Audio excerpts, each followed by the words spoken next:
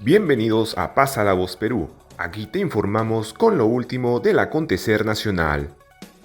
Ha pasado un año después del agitado 7 de diciembre de 2022 de la era republicana en nuestro país, que todos recordaremos. El entonces presidente constitucional de la República, José Pedro Castillo Terrones,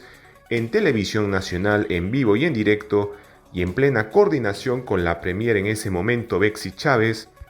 y en complicidad con el ex premier Aníbal Torres, quebró el orden constitucional, disponiendo el cierre ilegal del Congreso de la República. Disolver temporalmente el Congreso de la República e instaurar un gobierno de emergencia excepcional. Convocar en el más breve plazo a elecciones para un nuevo Congreso con facultades constituyentes para elaborar una nueva Constitución en un plazo no mayor de 9 meses. A partir de la fecha y hasta que se instaure el nuevo Congreso de la República, se gobernará mediante decretos ley. Lanzando al aire un gobierno de emergencia excepcional y queriendo gobernar por decreto, así como el hecho de convocar en un corto periodo de tiempo un nuevo Congreso con facultades constituyentes a su medida, para la tan ansiada nueva Constitución que los izquierdistas estaban promoviendo, tomando como referente el referéndum de nueva Constitución que en Chile se estaba promoviendo bajo el aval del presidente chileno Gabriel Boric Font. El escrito que leía Pedro Castillo en esos momentos decretaba el toque de queda a nivel nacional, así como la reorganización del sistema de justicia, el Poder Judicial, el Ministerio Público, la Junta Nacional de Justicia y el Tribunal Constitucional. Habiendo dado supuestamente el gran paso, Castillo empezaba a quedarse solo en la presidencia, ya que algunos ministros anunciaron su renuncia, entre ellos el canciller César Landa, Kurt Burneo del Ministerio de Economía y Finanzas y su aliado político, el abogado Alejandro Salas del Ministerio de Trabajo, remarcando que el 7 de diciembre marcó el final de su mandato como presidente de la República. En un clima de incertidumbre y presión política, dio el ansiado cierre del Congreso y en consecuencia culminó con su arresto por las fuerzas policiales, y en la tarde dejó Palacio de Gobierno con su familia y su asesor, el abogado Aníbal Torres Vázquez. Entre tanto, se voceaba que tanto Castillo como su familia iban directo a la embajada mexicana con el fin de buscar refugio. Entonces, un grupo de ciudadanos llegaron a los exteriores de la sede diplomática para impedir la entrada del ex jefe de Estado, y solamente fue cuestión de minutos para detener a Pedro Castillo, quien fue después a la sede de la prefectura de Lima junto al ex premier Aníbal Torres.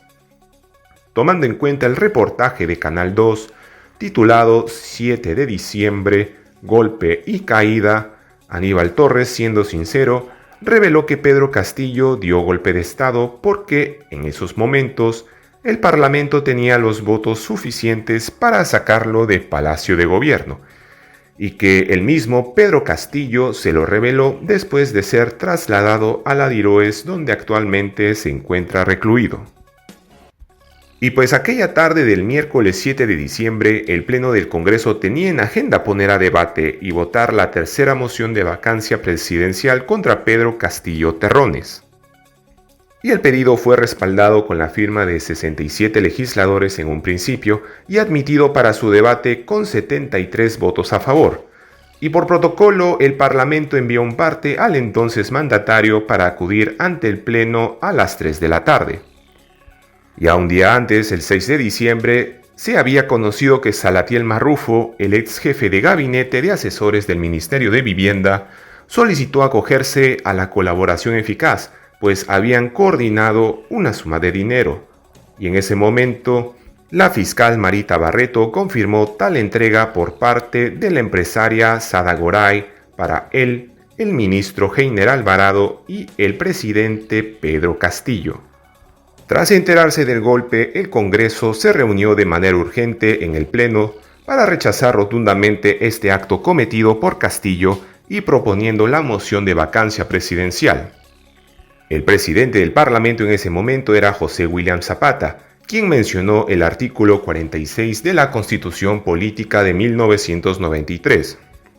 la cual afirma que nadie debe obediencia a un gobierno usurpador, ni a quienes asumen funciones públicas en violación de la Constitución y de las leyes, por pretender disolver arbitrariamente el Congreso e impedir su funcionamiento de forma inconstitucional, y en consecuencia se propuso la moción de vacancia presidencial por causal de incapacidad moral. La medida fue aprobada por amplia mayoría, con 101 votos a favor, 6 en contra y 10 abstenciones, haciendo valer los artículos 113 y 117 de la Constitución Política y ejecutando el artículo 115 que menciona la sucesión presidencial,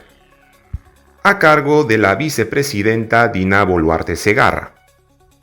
quien juramentó como presidenta constitucional de la República y es la primera mujer que ostenta el cargo más alto del Estado peruano.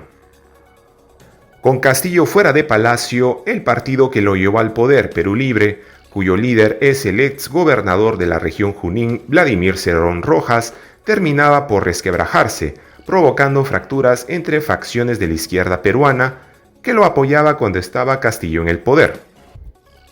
Cerrón, acusado de corrupción y con una sentencia previa por malversación de fondos, Cerrón ha enfrentado una orden de captura, permaneciendo así en la clandestinidad.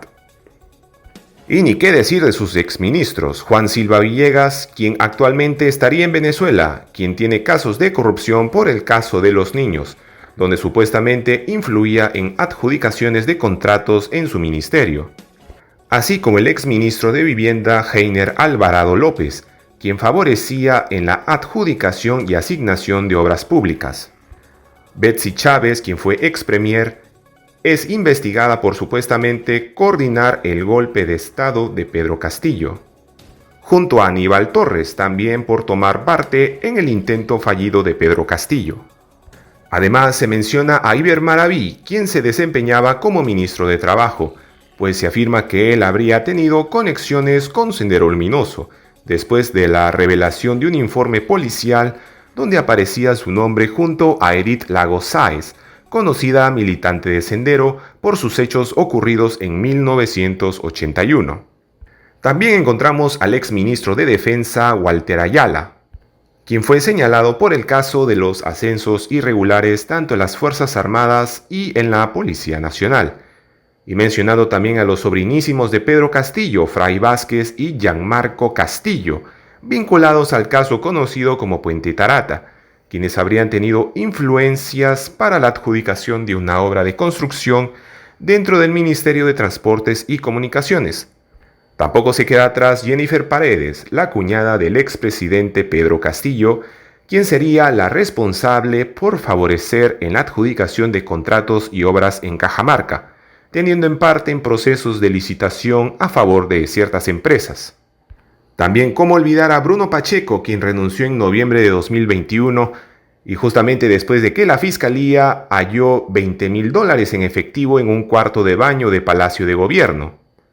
E investigado también por el caso Puente Tarata. Y cómo no olvidar a los denominados niños, pues así llamaba Pedro Castillo a un grupo de congresistas de Acción Popular y de otras bancadas, pues ellos habrían establecido alianzas con el fin de votar en contra de la vacancia a cambio de colocar a sus allegados en cargos públicos. Y no se queda atrás el parlamentario Guillermo Bermejo Rojas, por su presunta afiliación con gente de Sendero Luminoso en el Braem. Una vez Dina Boluarte en el poder, el país estaba inmerso en protestas, en especial en las regiones del sur. Manifestaciones salidas de control, pues se habían cometido actos vandálicos contra locales públicos y privados, así como la toma de carreteras, provocando pérdidas de más de 2.500 millones de soles en la producción nacional y 3.000 millones de soles en daños a la infraestructura y fallecidos. Y si bien en un principio Dina Boluarte anunció un adelanto electoral de elecciones generales para el año 2024, después cambió de opinión y aseveró que seguirá en el Ejecutivo hasta cumplir mandato constitucional, es decir, hasta el 28 de julio de 2026. Hasta aquí el video de hoy. Haznos saber lo que piensas en la cajita de comentarios. Y no te olvides de darle un me gusta al video y suscríbete al canal Pasa la Voz Perú. Nos vemos en el próximo video.